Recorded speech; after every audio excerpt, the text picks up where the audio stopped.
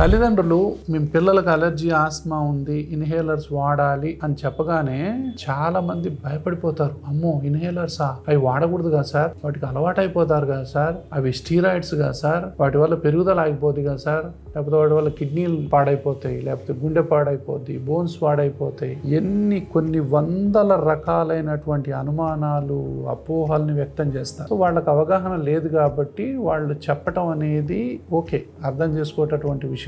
కానీ అసలు వాస్తవం ఏంటంటే ఇన్హేలర్స్ అనేవి చాలా సురక్షితం, చాలా సేఫ్. అవి ఇప్పుడున్నటువంటి వైద్య విధానం అంటే ప్రూవ్ అయినటువంటి వైద్య విధానం, అది సైంటిఫిక్గా ఎవిడెన్స్ ఉన్నటువంటి వైద్య విధానం ఇన్హలేషన్ థెరపీ. ఇంకా ముందు ఏ వైద్య విధానాలు అందుబాటులోకి వస్తాయో మనకు తెలియదు.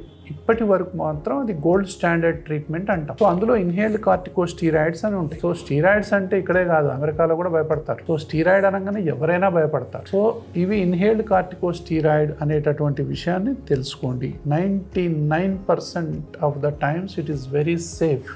దీనివల్ల వచ్చేటటువంటి కొన్ని కాంప్లికేషన్ కూడా కాదు, చిన్న చిన్న సైడ్ ఎఫెక్ట్స్ ఏంటంటే గొంతు బొంగురు పోవచ్చు, కాబట్టి గొంతు శుభ్రంగా కడుక్కోండి అని చెప్తాం వెంటనే. దాని తర్వాత చాలా మందికి ఒకే ఇన్హేలర్ రాస్తే అది అలాగే వాడుకుంటూ పోతారు. సో తొలి దశలో వాళ్ళకు ఆస్మా ఇంత తీవ్రంగా ఉన్నప్పుడు ఒక 3 నెలల్లో ఈ విధంగా అయింది. ఈ విధంగా అయిన తర్వాత కూడా ఈ విధంగా చేసేటటువంటి మందుని వాడుకుంటూ పోతారు. అప్పుడు మేము 50% డోస్ తగ్గిస్తాం. ఇంకో 3 నెలల తర్వాత ఇంకో 50% డోస్ తగ్గిస్తాం. కాబట్టి ఈ డోసులు అనేవి ఆప్టిమం డోస్ ఎప్పుడైతే మనకు వస్తుందో అప్పుడు ఎవరైనా కూడా ఈ అలర్జీ ఆస్మాకు ఎన్ని సంవత్సరాలు ఈ మెడిసిన్స్ వాడినా కూడా సైడ్ ఎఫెక్ట్స్ ఉండవు. కానీ డాక్టర్ యొక్క గైడెన్స్లో వాడాలి.